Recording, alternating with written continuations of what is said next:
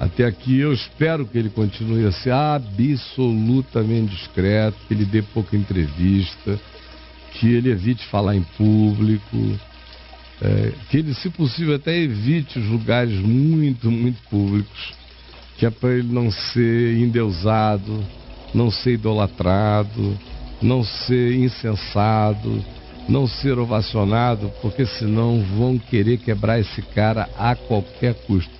Pelo que ele está fazendo, apenas fazendo o trabalho dele, o trabalho de um juiz honesto, ele não está fazendo um trabalho de um juiz extraterrestre. Ele não está fazendo um trabalho de anjo. Ele não está fazendo um trabalho divino. Ele está fazendo o trabalho que todo juiz devia fazer. Ele está agindo com a correção que os juízes antigamente costumavam agir. Ele está sendo apenas verdadeiramente um juiz. Ontem o Zé Dirceu foi levado para a cadeia. Olha as imagens, deixa o meu áudio aberto. Mostre, por favor. Ele está chegando aí. Olha a vibração do povo.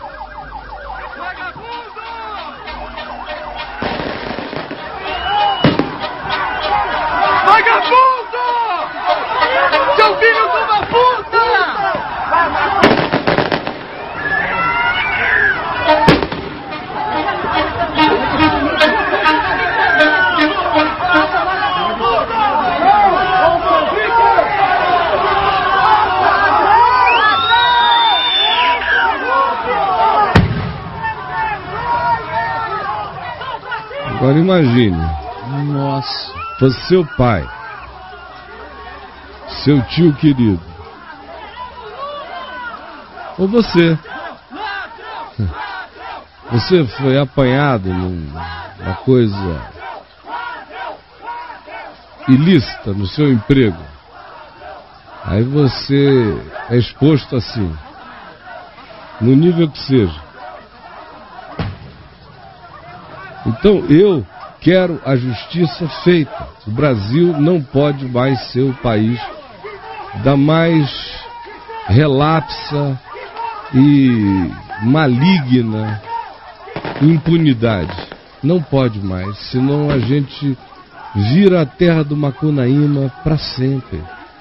A gente vira herdeiro dessa alma lulesca, amorfa, sem backbone, sem estrutura, gelecosa, como uma lula, cheia de tentáculos e de ventosas, mas sem backbone, sem espinha, sem coluna, sem caráter, macunaiminizados. Se não houver aplicação da justiça, a alma nacional se corrompe irremediavelmente. A gente já está praticamente nesse estado. Mas, por favor, não façam isso com ódio, mas apenas pedindo que a justiça prevaleça e não o ódio e a vingança. Eu me lembro que foi numa época em que eu era ouvido para tudo na mídia, todo dia, tinha que no mínimo repercutir comigo qualquer declaração de qualquer natureza, mas foram uns 3, 4, 5 dias, uma semana de discussão sobre isso, e o governo federal com ódio. Quando é que já se viu se poder afirmar que no Brasil tem uma condição de corrupção endêmica?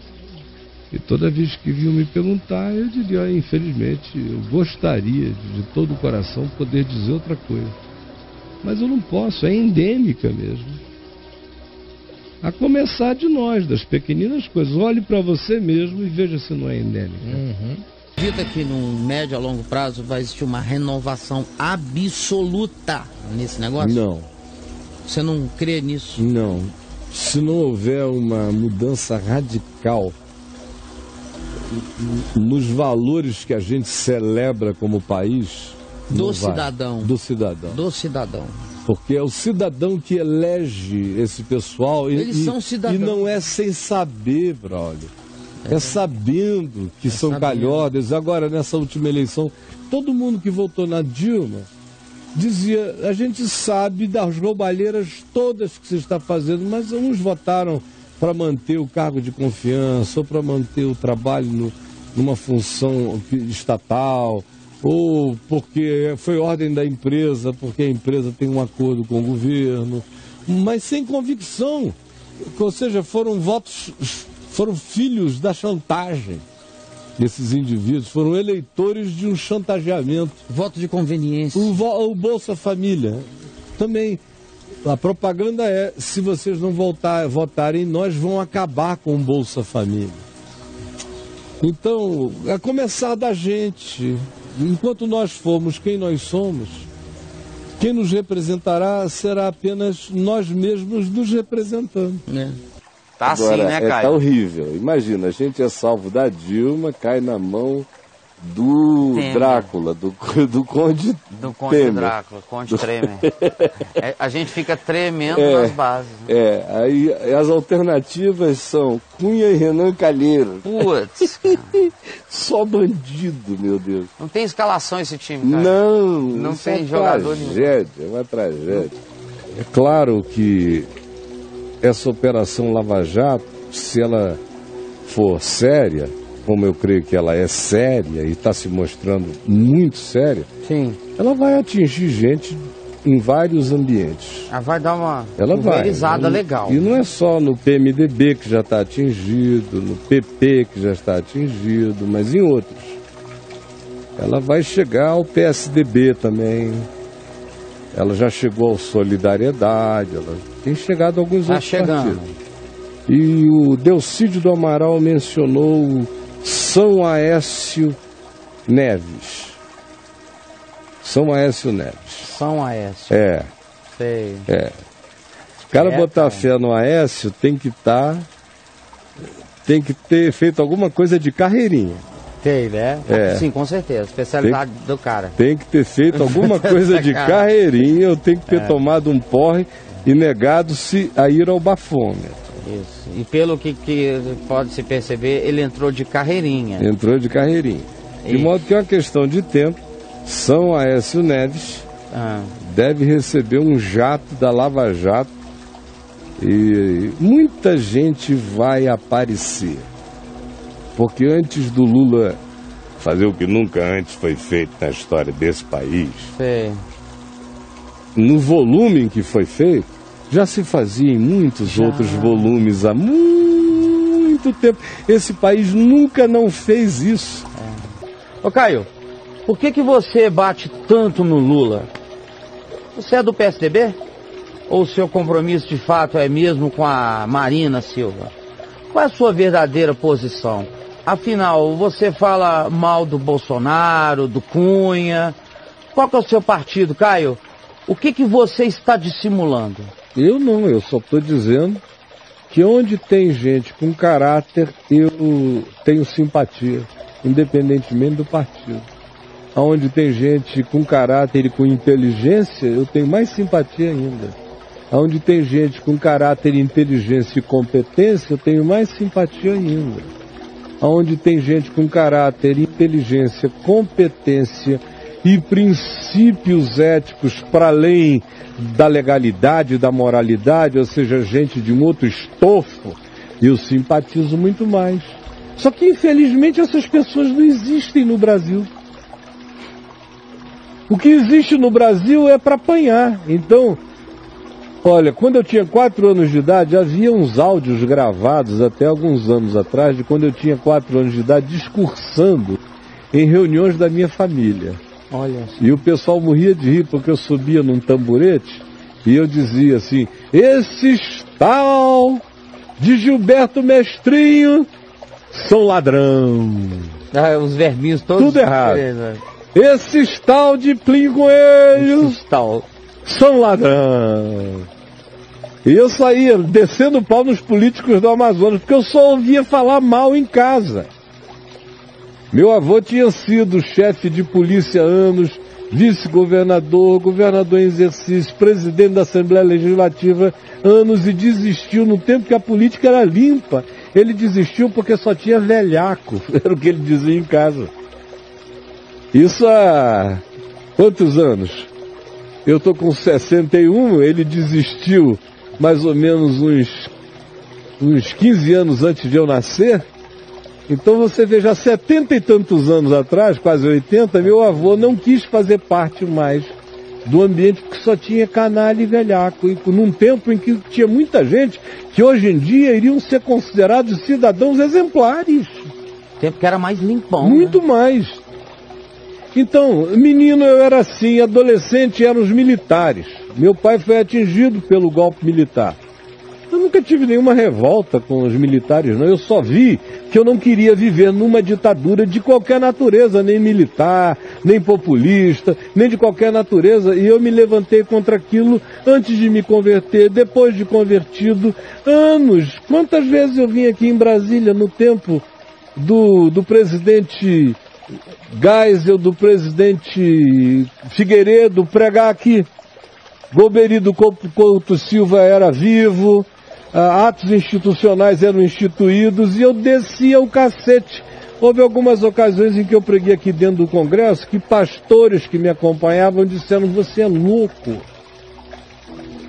Eu digo, se me chamarem para pregar eu vou dizer o que eu penso. Eu tinha 28 anos de idade, 27, 30, 31, 32. Aí, bom, os militares passaram. Eu sempre fui perseguido. Por que o Marcelo Alencar me odiou, queria acabar comigo? Ele era do PSDB.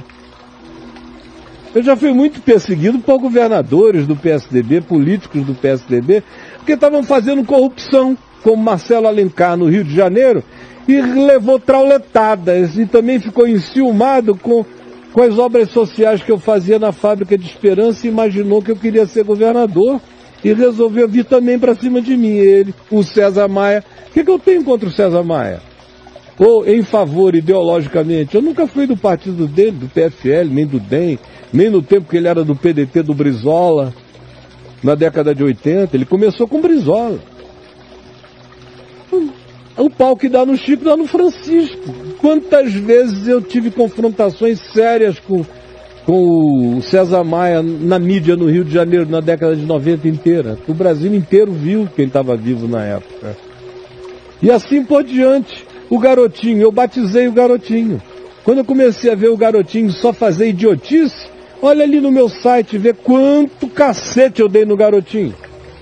Tem a ver com o partido dele? Além de eu ter batizado o Garotinho, nós tivemos um tempo que eu achei que nós tínhamos algum vínculo de intimidade um pouco mais madura. Depois eu vi que ele realmente é só um garotinho. O que isso tem a ver com ele? Fernando Henrique Cardoso era meu parceiro na Fábrica de Esperança. Tinha alguma coisa a ver com o PSDB? Nunca.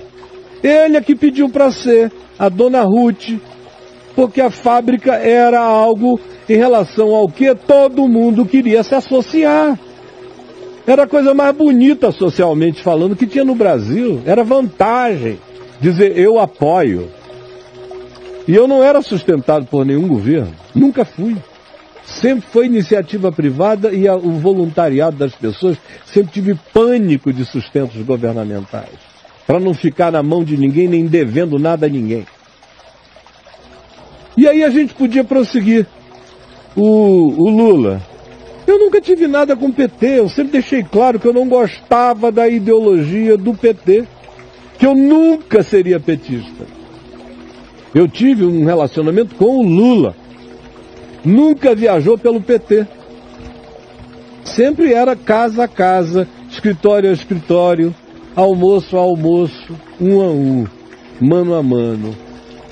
E não viajava por dentro do ideologismo. Eu deixei claro para ele desde o início que eu nunca teria nenhum tipo de afinidade ou de solidariedade com a ideologia que o partido dele defendia. Devagar ele começou a me dizer que iria adotar uma postura diferente. No fim ele veio com o Lulinha Paz e Amor, mas foram 10 anos eu dizendo a ele, nos nossos almoços, que ele não contasse comigo para nenhum daqueles processos ideológicos. Bom, em qualquer que seja a direção, infelizmente eu fiz inimigos, porque eu não consigo ver o mal feito sendo feito em nome da verdade e abusando o povo sem dizer nada. Não é porque eu tenha qualquer vontade político-partidária de nenhuma natureza e nem compromisso político-partidário de nenhuma natureza. É por causa da minha liberdade no Evangelho que eu exerço a minha consciência cidadã de maneira profética. Quem quiser ouvir, ouça. Eu nunca serei compreendido pelo amebismo cerebral desses seres fanatizados, gente de torcida organizada política. Vocês nunca me compreenderão. Eu vou morrer e não vou ser entendido. Vocês são atrasados demais para entenderem uma mente livre das arapuquinhas políticas. Em relação a esse universo imediato, olhem para mim, eu sou um anárquico. Quem diz Jesus Cristo é o Senhor, vive uma liberdade anárquica em relação a principados e potestades e poderes políticos, econômicos ou de qualquer natureza. Eu tenho relações de co-beligerância com aquilo que coincide com convicções que eu tenho do reino de Deus. Se no dia seguinte a mesma pessoa for numa outra direção, ela vai andar sozinha. Eu não tenho lealdades ideológicas para com ninguém, nem para com coisa alguma. Se Jesus é o meu Senhor, a garantia que eu posso dar a qualquer outro convite de vinculação ideológica é que eu não irei. Eu só ando no caminho de Jesus. Quando uma coisa intercede aqui e é válida, eu digo bom. Quando passa por aqui e é ruim, eu desço o cacete com a sinceridade que eu tenho. É só isso. O Jaburu tem vazado. Tem vazado. O Jaburu, ele vai ali e tal. Mas o Jaburu é um Jaburu. Você conhece bem o Jaburu? Não. Eu cresci com o Jaburu. Você cresceu com... Minha terra tinha muito Jaburu. E um dos passeios da minha infância era ver os jaburus. Olha isso. Porque o jaburu é imenso, bonito, empavonado. É, cara? É aquele flamingão, ele fica da tua altura. Quando ele abre as asas, meu amigo, a envergadura de ponta dele. a ponta, E tem uns de cores extraordinárias. Aqui no Pantanal tem muito jaburu. Mas ele é um animal com uma vocação para vaidade. Para vaidade. É muita pena, muita coisa.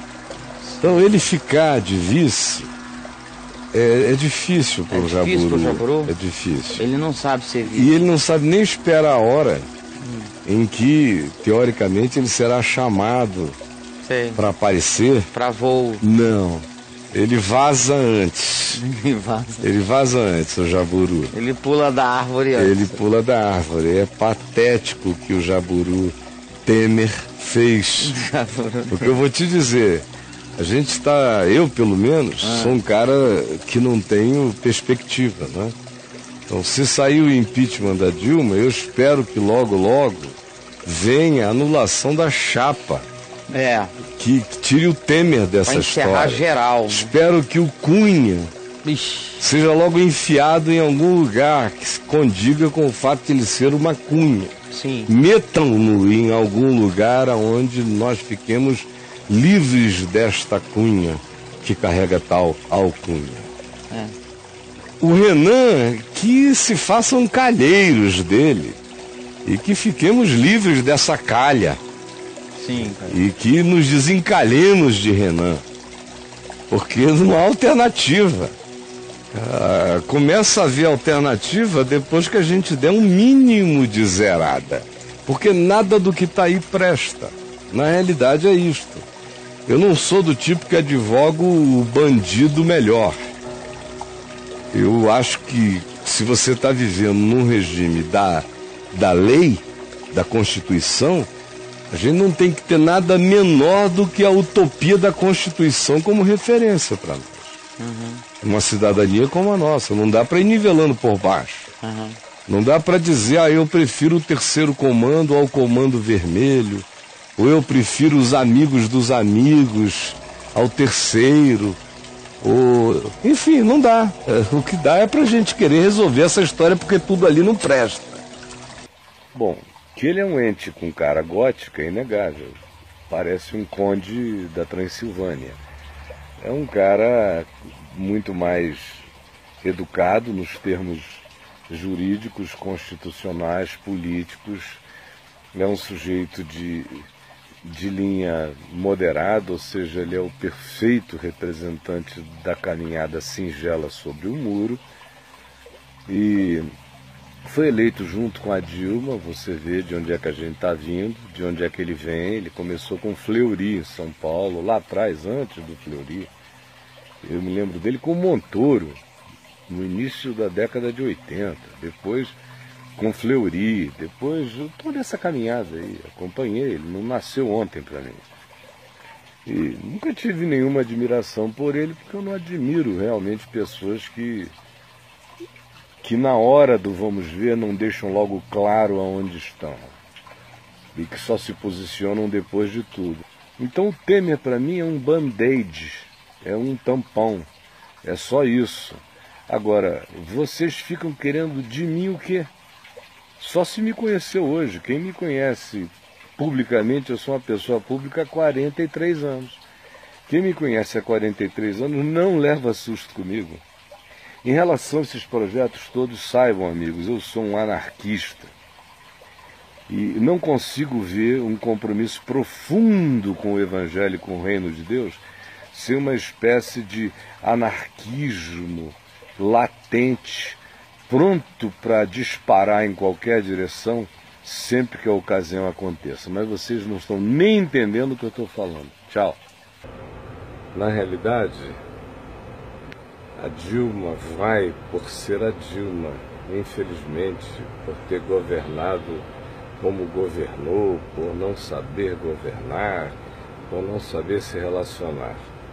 Os demais têm que ir pelas mesmas razões e algumas outras piores, por serem radicalmente quem são. Só tem perverso, só tem cobra, só tem cascavel, só tem peçonha. É muito veneno. E quando você pensa que tem um ou um grupo articulando alguma coisa, saiba, quando todos ou uma maioria dos protagonistas correm o risco de irem para a cadeia, eles defendem bandeiras ideológicas ou de interesses de poder publicamente, mas na hora de usarem uns aos outros para se defenderem, eles se irmanam no banditismo que nos faz dizer que Satanás não se levanta contra Satanás.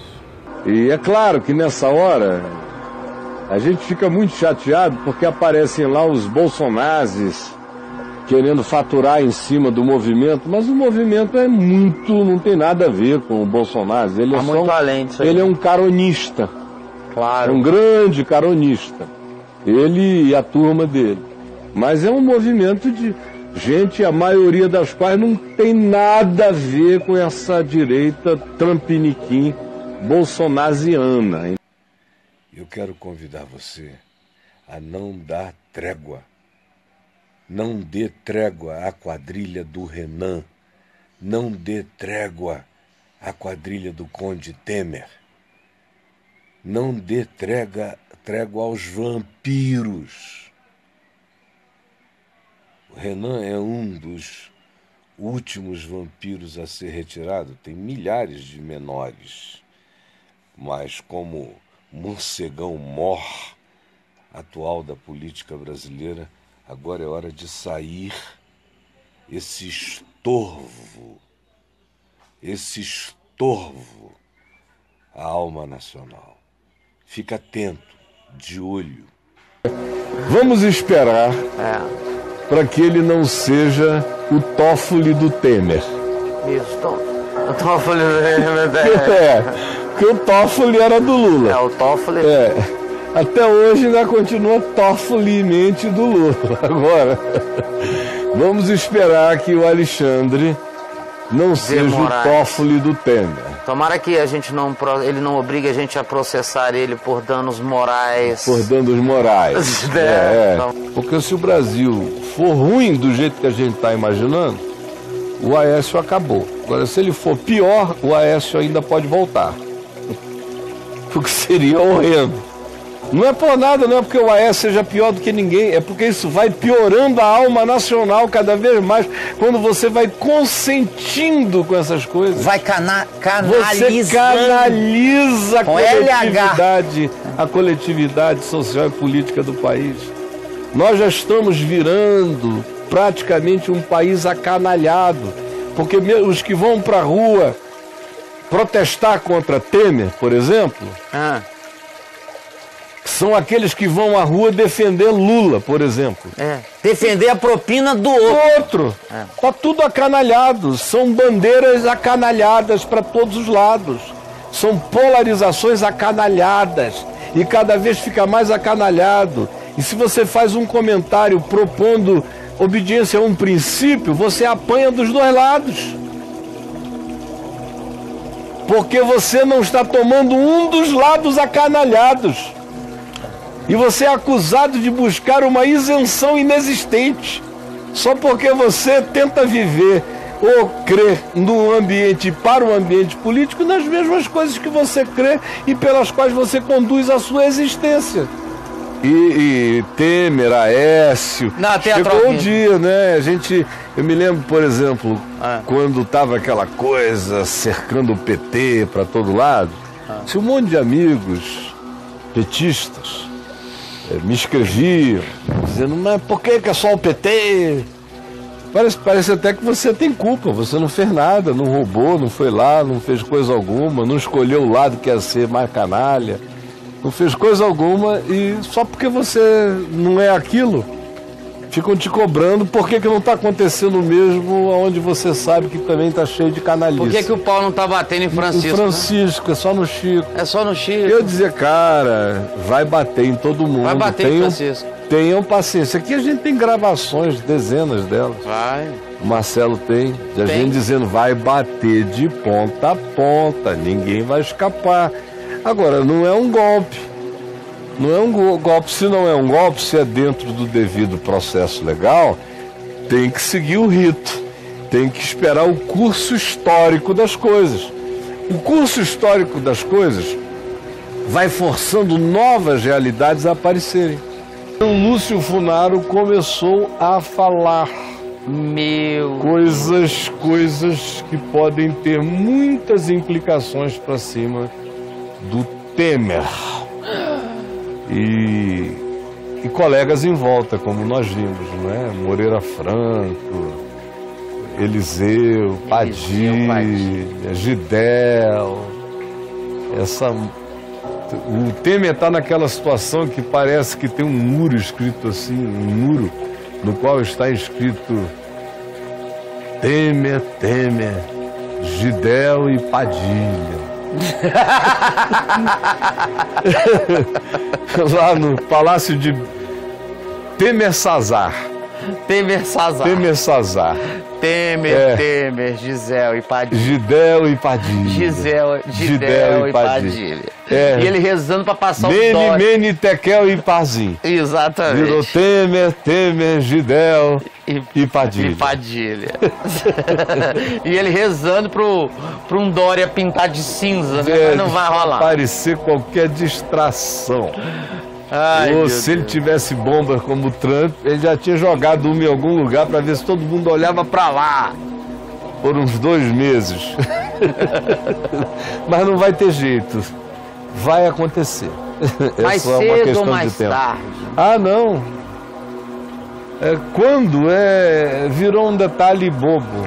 Caio, é um caminho sem volta? Espero que sim. Isso vá até o fim, se não chegar nos últimos carnegões e se não se tornar uma política contínua, não tem jeito. Isso não é um episódio. Isso tem que ser daqui para frente um modo de tratar as coisas públicas. Do contrário, a gente só terá episódios que se renovam, aí depois de 5 anos mais uma lava-jato e a gente vai ficando cínico. Não, isso tem que virar um modus operandi. O Estado tem que operar assim também. Todo mundo tem que saber que a regra do jogo é essa. Quem quer que se candidate tem que se candidatar sabendo que se candidata para algo no que tem que andar com absoluta lisura, transparência e auditabilidade, ou então não vá. Senão a gente não puder ter, num país de gente que se abandidou, a população se abandidou, porque a gente chegou a ver aqui nas disputas das últimas eleições o pessoal escolhendo o seu bandido favorito. Portanto, é uma população que se abandidou. Entre alternativas de bandidos, eu escolho o meu favorito. Mas, quando você escolhe um malfeitor favorito, você, no mínimo, assume o limite daqueles malfeitos como permissividade pessoal para você. Sim. Então, eu me torno também em quem eu voto.